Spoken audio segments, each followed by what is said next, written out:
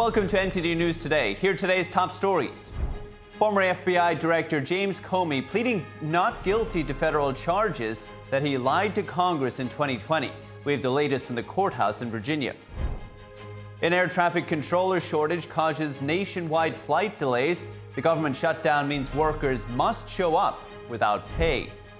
The Hamas terror group says lists of Israeli hostages and Palestinian prisoners have been exchanged as President Trump's new Gaza peace plan moves forward.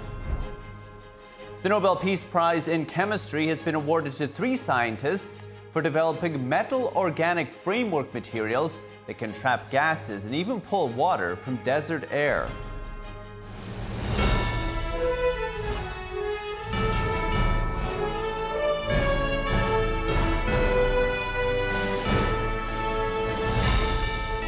This is NTD News Today, live from our global headquarters in New York City. Today is Wednesday, October 8th. I'm Paul Graney. Great to have you here. Former FBI Director James Comey pleading not guilty to federal charges that he lied to Congress in 2020. Our Washington correspondent Luis Eduardo Martinez is outside the courtroom in Virginia with the latest.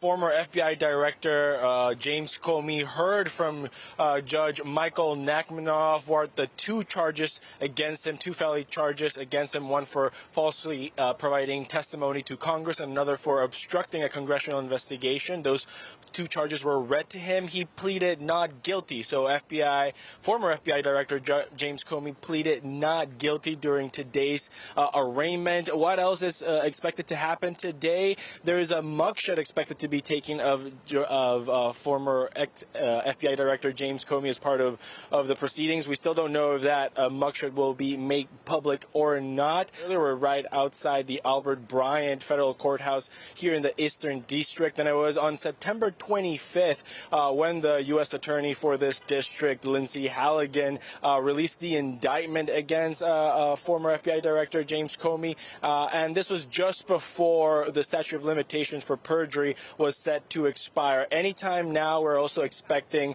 the lawyer who is defending James Comey, Patrick Fitzgerald, to give words to the press. We're not expecting anything else from today's arraignment hearing, but it is certainly significant to see a former FBI director in court.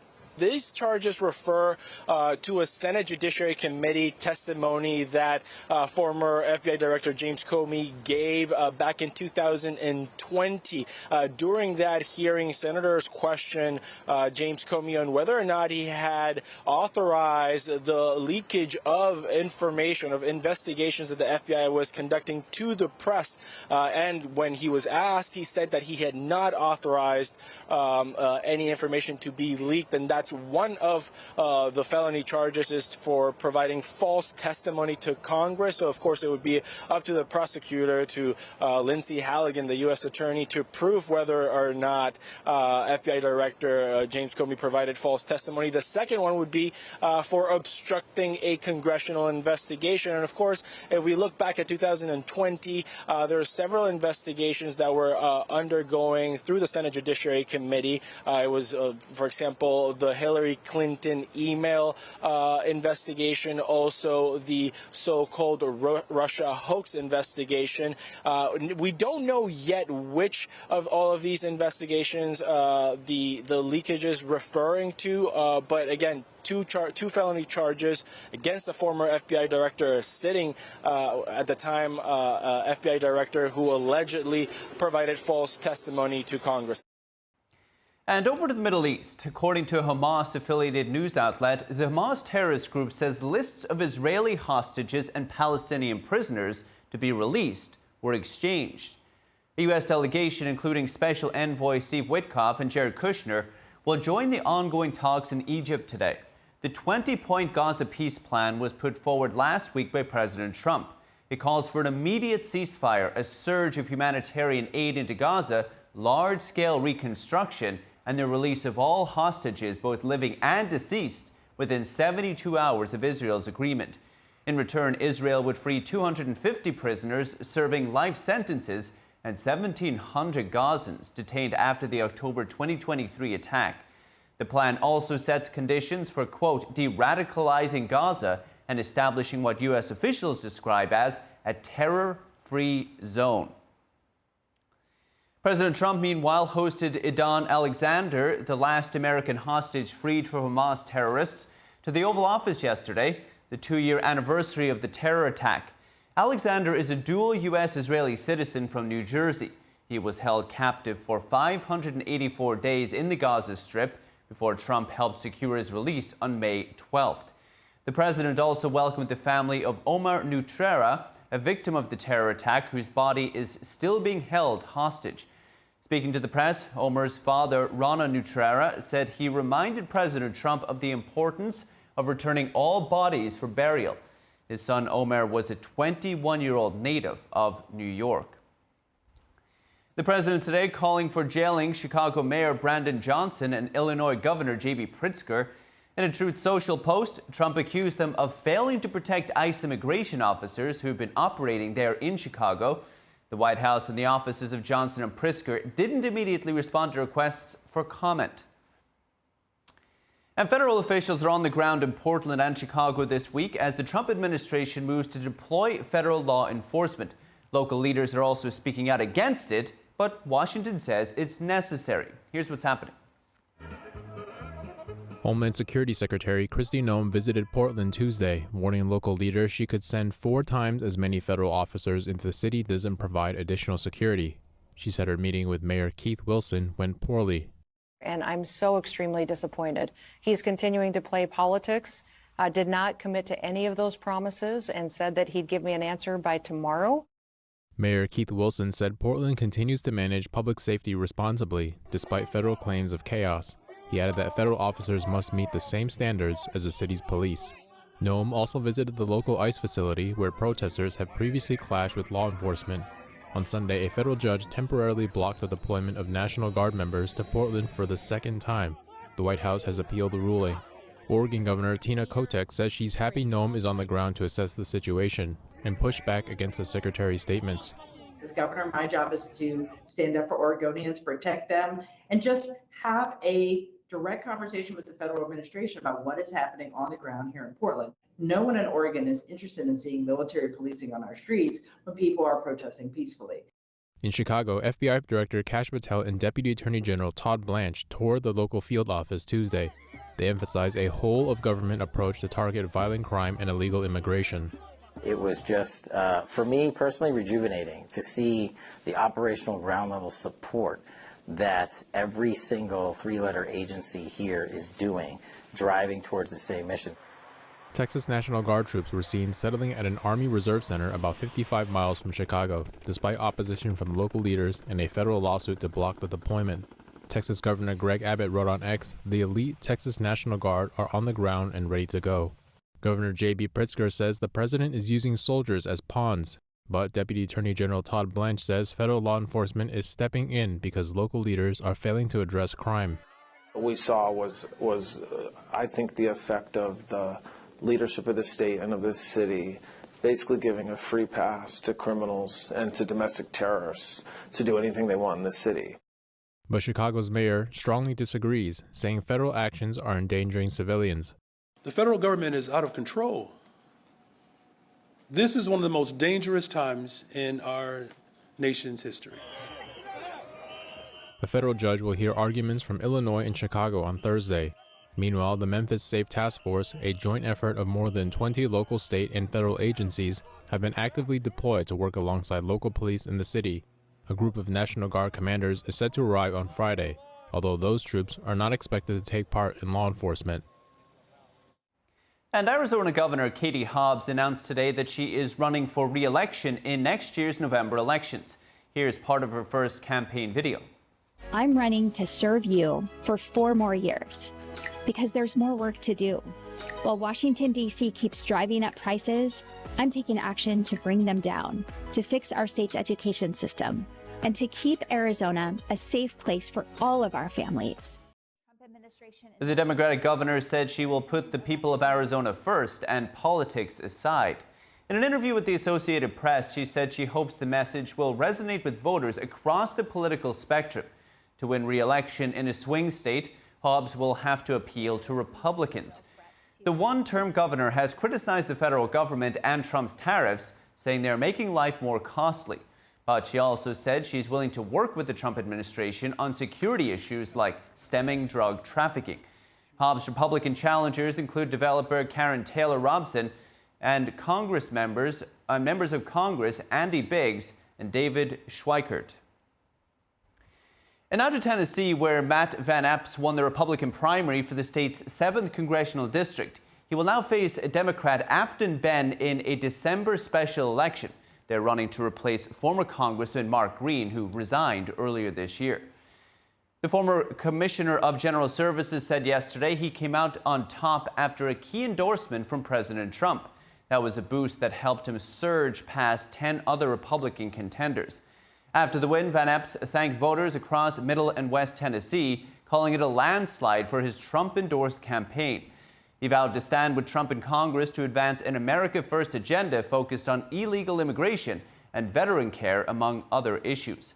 The 7th district leans strongly Republican, giving Van Epps a clear advantage heading into the December 2nd general election. But his opponent, Afton Benn, a social worker and community organizer, says her campaign proves Democrats in the Deep South aren't done yet. And the Senate has confirmed 107 Trump nominees to fill vacant government positions. Confirmations include more than 24 ambassadors, over a dozen U.S. attorneys, and several assistant secretaries for various departments, such as the Treasury, the Interior, Energy, and Defense. They were confirmed all at once yesterday. That was thanks to a rule change Republicans made just last month, known as the nuclear option. It lets them approve certain nominees as a group instead of one by one. GOP leaders say it was their only way to clear a backlog of stalled nominations. That was despite fierce opposition from Democrats. The change only applies to lower-level executive nominees, not cabinet members or federal judges.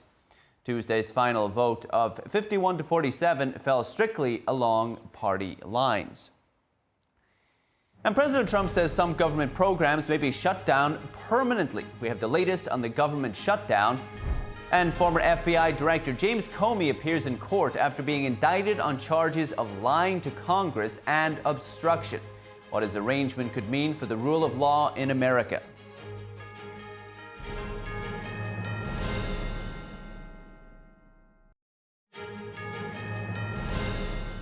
Welcome back. I'm Paul Graney. The FAA says air traffic control staffing issues are delaying flights at airports across the country. The delays come amid a week-long government shutdown. Newark, Phoenix, Denver, Las Vegas, and Burbank were among the affected airports. And according to FlightAware, more than 4,000 flights have been delayed. That includes 29% of arriving flights at Denver, 19% of Newark flights, and 15% of Las Vegas flights. The FAA says Nashville Air Traffic Control is facing significant staffing issues and will reduce operations later on Tuesday. Some 13,000 air traffic controllers and about 50,000 TSA officers must still show up for work without pay. Controllers are set to receive a partial paycheck on October 14th for work performed before the shutdown. And here to discuss the shutdown is Jason Sorens, a senior research fellow at the American Institute for Economic Research. Jason, good morning. You support the president's floated goal of perhaps reducing the size of the federal government through this shutdown. Is there a clear legal or political path to actually doing it? That's a great question, and it's unclear. I mean, a lot of the legal precedents here suggest that the administration cannot permanently lay off workers simply because of the shutdown. None of the legal authorities change because there's a shutdown. However, the executive does have the power of the purse at the end of the day to faithfully carry out the laws that Congress passes. So there is a case to be made that the executive can reduce some of the appropriations for executive agencies. That may end up in court, but I think there's a legitimate case to be made there. One of the things that we do need to consider is whether many of these functions, like air traffic control, need to be federal functions at all. And if they were private functions, if we had private airports as Europe does and private air traffic control, then in future government shutdowns, we wouldn't have this problem. And we might solve other problems like the old equipment that air traffic controllers are dealing with right now. Indeed, we may not have the antiquated equipment that has been causing so many problems. But as you say, Jason, if the executive holds the purse strings, then there may be a way to do it for the Trump administration in the end. Now, the president didn't name which programs could permanently be shut. He did say he was considering a number of them. What do you think he and the budget director, Russ Vought, are actually looking at? Well, what's been reported on so far is that they may not offer back pay to some of the furloughed federal workers. And that has been standard in past shutdowns, but possibly they have the legal authority to do that. I think we've seen from what DOGE did earlier this year is that President Trump really wants to look especially at those agencies and departments that he perceives as politically hostile, right? And so that it has been a substantial part of the State Department. Obviously, public television and radio, which Congress passed rescissions for, so no more federal funding of those programs. But similar sorts of programs where there's a very strong Democratic lean, and in fact, we do see that well over 90% of federal workers in most departments who give to campaigns give to Democrats. So there's a target-rich environment, so to speak, if he wants to look at agencies that are not politically sympathetic to him. And Jason, of course, there are many unknowns. We don't really know what they're looking at, what scale they're looking at, but what potential impact could if those cuts have on the federal deficit if they were to actually happen? Yes, if you had actually permanent cuts, and especially if Congress then authorizes them with rescission votes, then you could have a very positive effect on the deficit. The last rescission was simply $9 billion, which is definitely a drop in the bucket. But if you made that $100 billion, then you start to have a little bit of an impact. And furthermore, I would say that it would be important for Republicans to stand up to Democrats' demands to extend Biden's health care subsidies. Those were meant to be a temporary program, and if those were to be reenacted, that would be another $1 trillion plus of federal spending over the next 10 years, and would really expand the deficit. On that point, Jason, the Republican position obviously is they're not willing to use this bill to fund health care for illegal immigrants. But I don't know if you saw it, Congresswoman Marjorie Taylor Greene made pretty interesting point yesterday that Republicans are perhaps not reading the room when it comes to health care. We can play a clip. My own adult children can hardly afford health insurance premiums. When everyone in my district, it's the #1 issue that I hear about day in and day out, not just people on the ACA, but people that have private insurance as well. And I think it's something that we have to talk about. Jason, I know you're a numbers guy. Is there a bigger issue here that perhaps the Republicans are not addressing? Well, the underlying issue is that Obamacare's regulations have made health insurance on the exchanges unaffordable. And that's especially through something called community rating, which forces healthy people and sick people to pay exactly the same premiums, which is a popular idea. But economics doesn't care about public opinion. Economics will tell you that if you're forcing people to subsidize the most expensive types of healthcare, the prices are going to go up. And that's what we've seen with Obamacare. And so really, there's no free lunch here. If you want to extend these subsidies to try to make Obamacare premiums lower, that's going to come out of people's tax bills. And that's what's not being poll tested. You're not asking people, would you be willing to pay several $1,000s more a year in taxes to extend these subsidies to people on the exchanges? If you ask that, I bet that idea would be substantially less popular.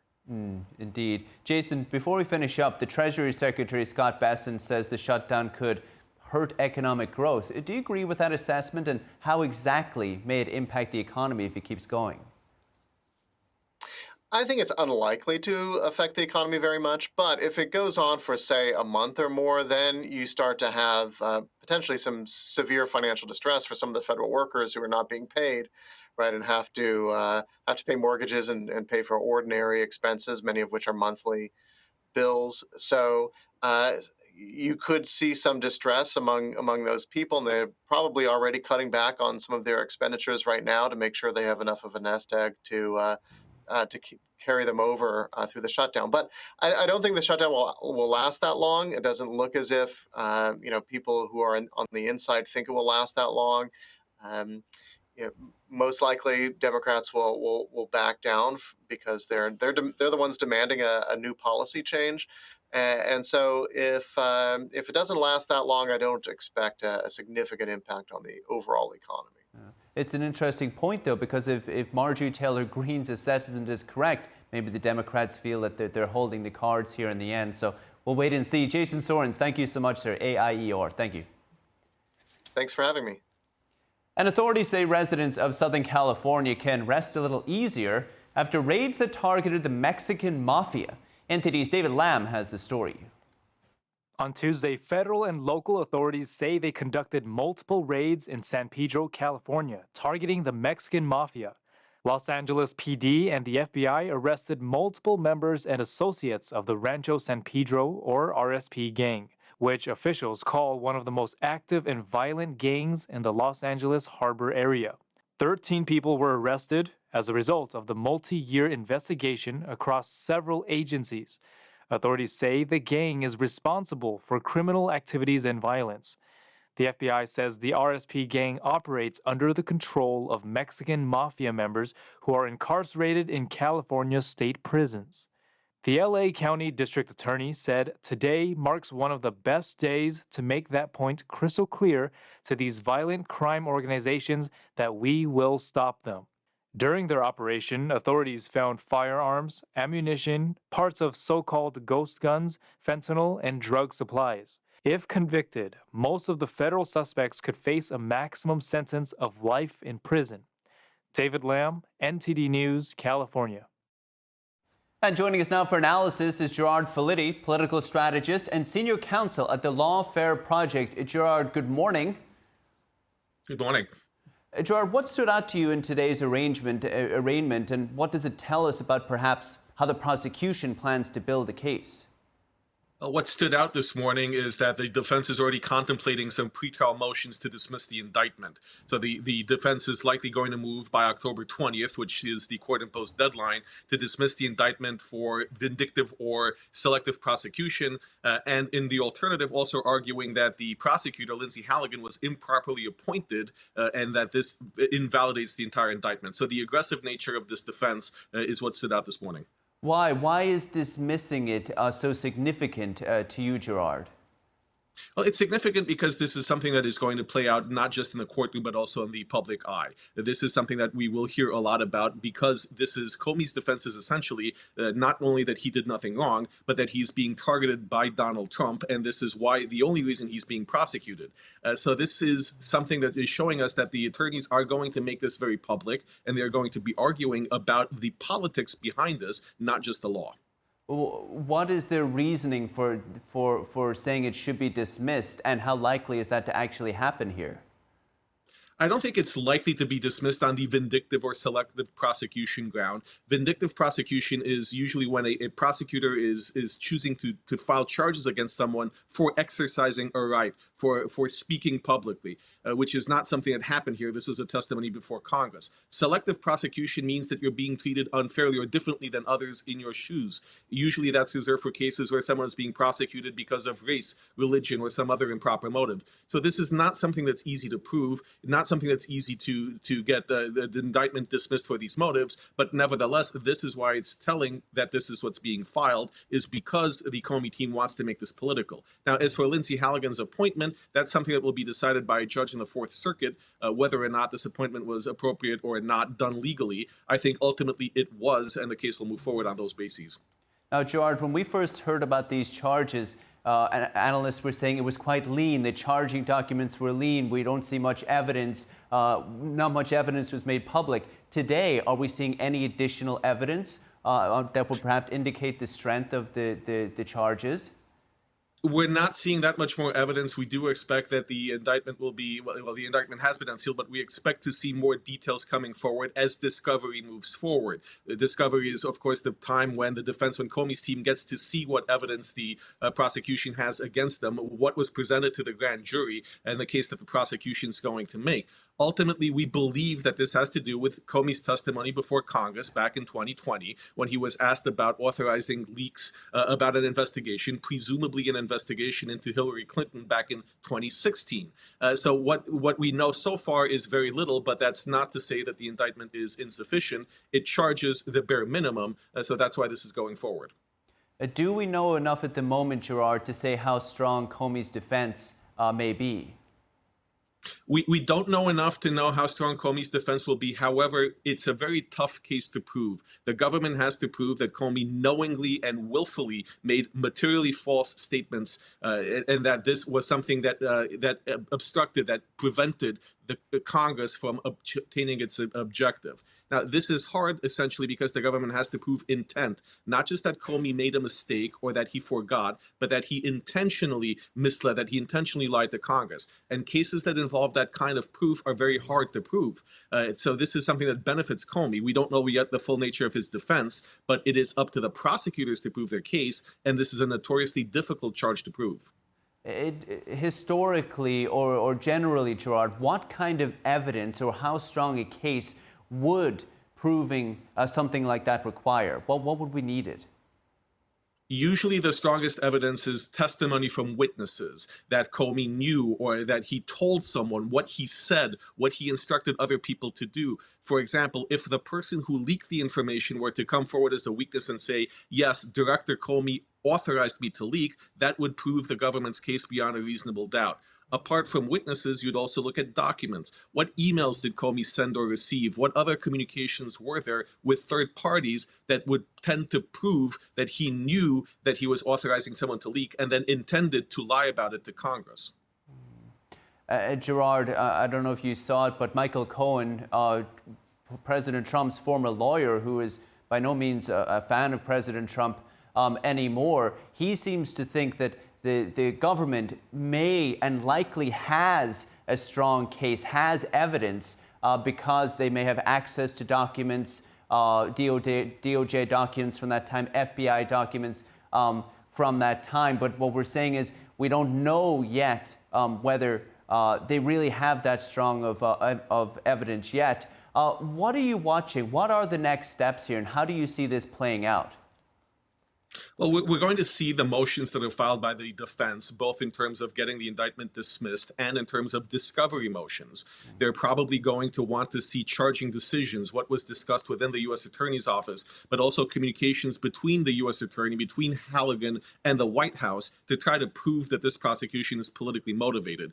I don't think they're going to get a lot of that. A lot of that material is privileged, but still it will show the type of defense that is likely to be put on. What's also interesting to watch for is what names are bandied about as person 2 and person 3 in the indictment. We believe that Dan Richman, who is a professor at Columbia and served as a kind of an intermediary with the press, is one of those people. But we could also see Andrew McCabe, who was Comey's deputy director, come back into play. He is someone who is likely to come and testify about what communications he had with Comey, what conversations they had, and what other communications they had about leaks and disclosing information. So it'll be interesting to see which people are identified in the indictment as person 2 and 3, and who else the government will put on their witness list. Gerard, when will we know that information?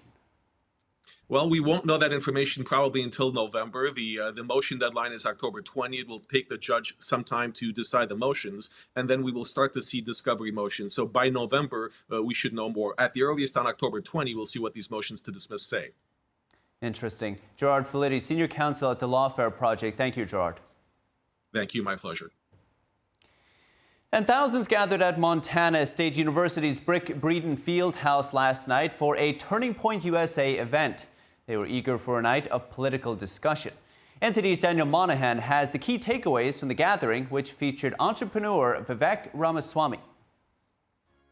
Doors opened at 5 p.m. and students filled the 3,300 seats quickly. Many were waiting from early morning to secure front row spots. Those in attendance honored Charlie Kirk.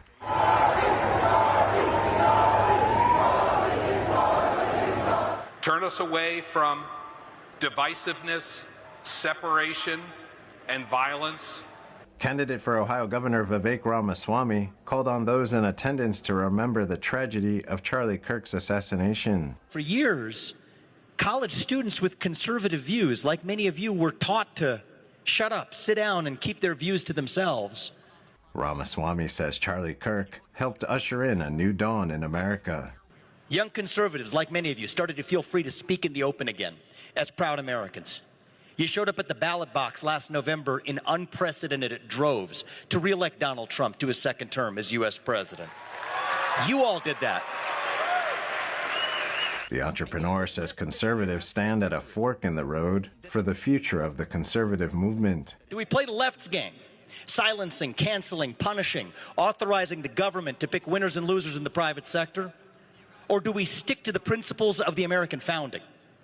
Freedom, merit, the rule of law, the pursuit of excellence. It is a fork in the road for our movement, and I believe the answer is crystal clear. We don't care about owning the libs, not anymore. We care about owning responsibility for saving our country. It is not just about what we stand against, but what we actually stand for.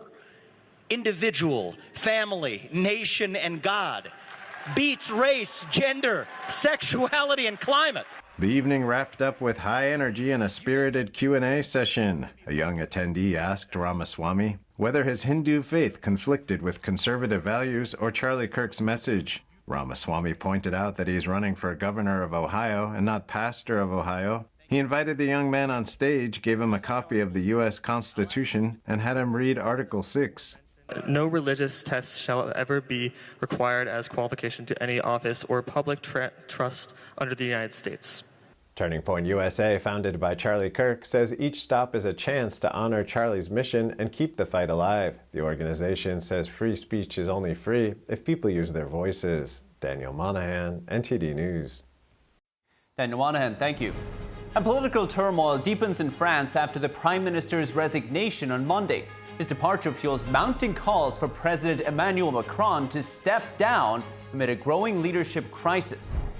And German police have been authorized to shoot down drones. Recent incursions attributed to Russia put NATO on high alert.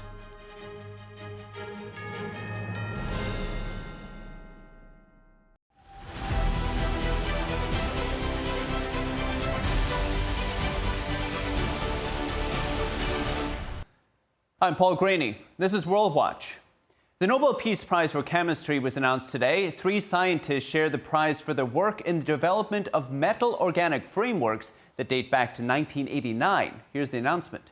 The Royal Swedish Academy of Sciences has today decided to award the 2025 Nobel Prize in Chemistry to Susumu Kitagawa, Kyoto University, Japan, Richard Robson, University of Melbourne, Australia, and Omar Yagi, University of California at Berkeley, USA, for the development of metal organic frameworks. That was the 3rd prize announced this week. The Nobel Committee said the 3 laureates have created molecular constructions with large spaces through which gases and other chemicals can flow. The constructions can be used to harvest water from desert air, capture carbon dioxide, or store toxic gases. The trio's research dates back to 1989. This year's Nobel announcements will continue with the Literature Prize tomorrow. The Nobel Peace Prize will be announced on Friday and the Economics Prize next Monday. And Russia's lower house of parliament has voted to withdraw from a landmark nuclear agreement with the United States. The treaty has been aimed at reducing large stockpiles of plutonium. Signed in 2000, the agreement committed both the United States and Russia to dispose of at least 37 tons of weapons-grade plutonium each. According to U.S. officials, that would have been enough for as many as 17,000 nuclear warheads. Russia and the United States are by far the world's biggest nuclear powers.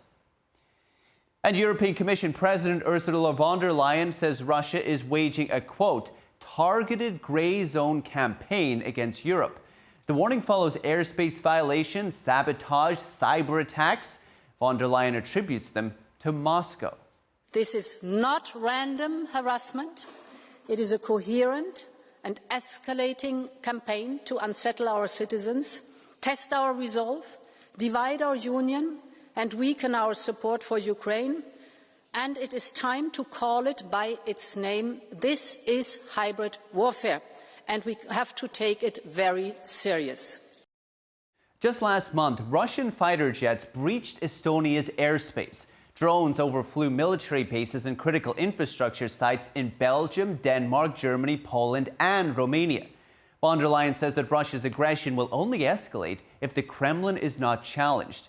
The EU Commission President added, quote, "Every square centimeter of our territory must be protected and safe." And meanwhile, Germany will grant police the authority to shoot down drones. The new law follows recent incursions by those unmanned aircraft that have caused disruptions at airports across Europe. Dozens of flights were diverted or cancelled last Friday at Munich Airport, Germany's second largest. The drone sightings have left more than 10,000 passengers stranded. Chancellor Friedrich Merz said on X, quote, "Drone incidents threaten our security. We will not allow this." A number of European leaders have blamed the incursions on Russia. And political turmoil deepening in France after the Prime Minister's resignation on Monday. His departure fuels mounting calls for President Emmanuel Macron to step down amid a growing leadership crisis. NTD international correspondent David Vives reports from Paris. Following Prime Minister Sébastien Lecornu's resignation on Monday, France's government is plunged into political chaos. His departure comes after weeks of growing tension in parliament and a series of internal disputes over the government's handling of economic and social reforms. Some experts call the situation a political deadlock. Lecornu is the fourth prime minister to resign in less than a year. According to legal expert and policy analyst Régis de Castelnau, the root cause lies in a divided parliament, split into blocs that disagree on nearly everything, but can easily unite to vote for a no-confidence motion to reject any new prime minister.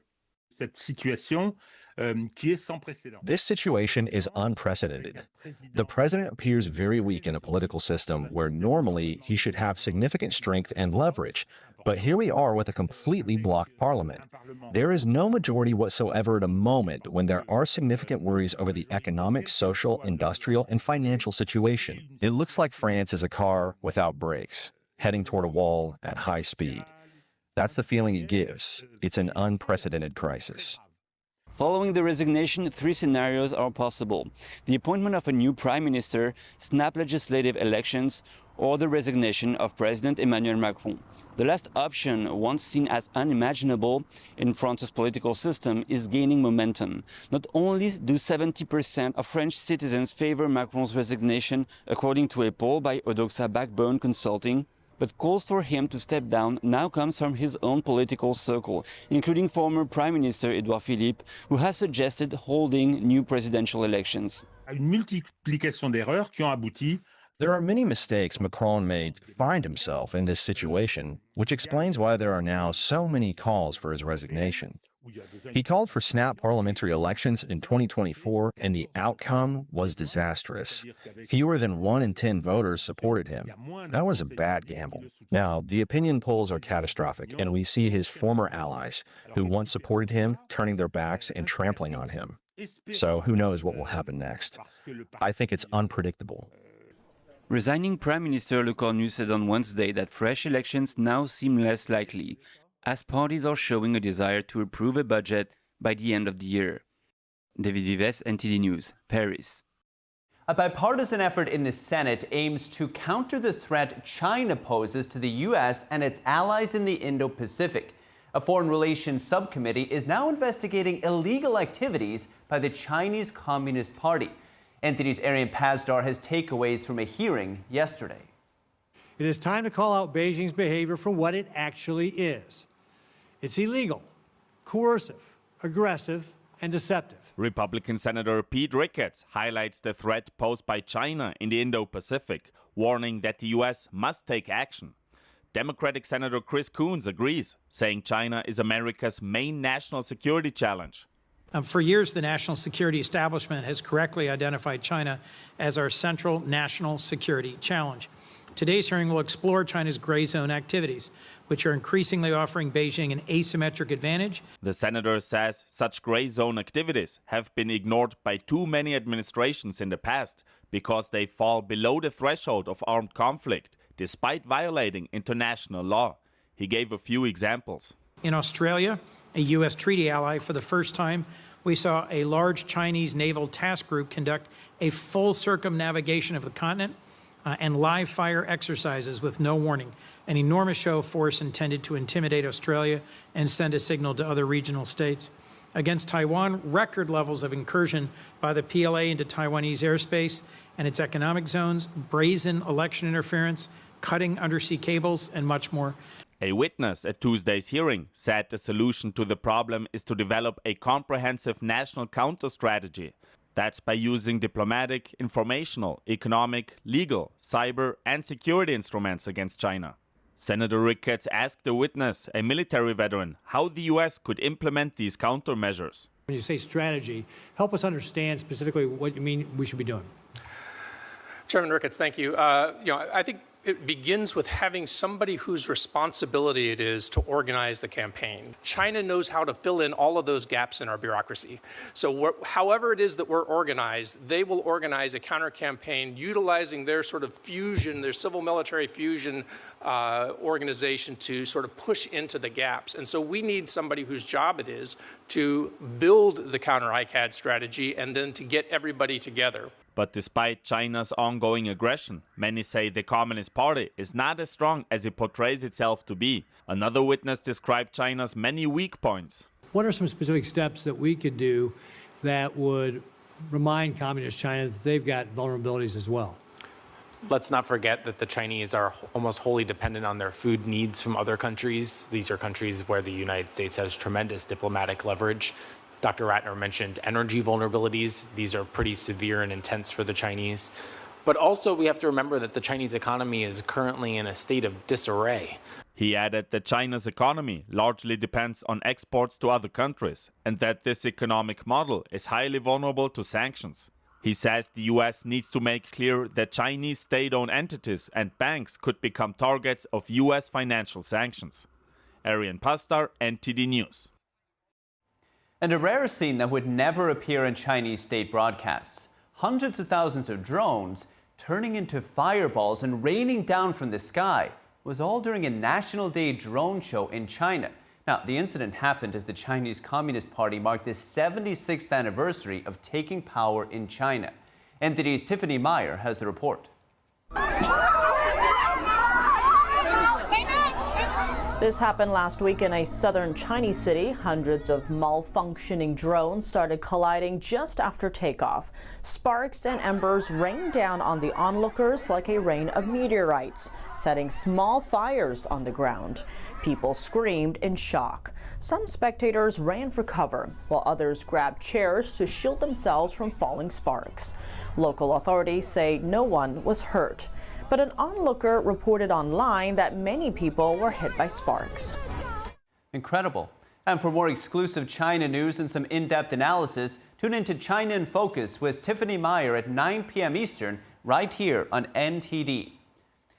And if you have any feedback for this show, maybe you have something you'd like to see us cover, send us an email at news.today@ntd.com. We'd love to hear from you. And for round-the-clock original news coverage, watch us live at ntd.com/live or just download our NTD app. We'll cover more news right after this break.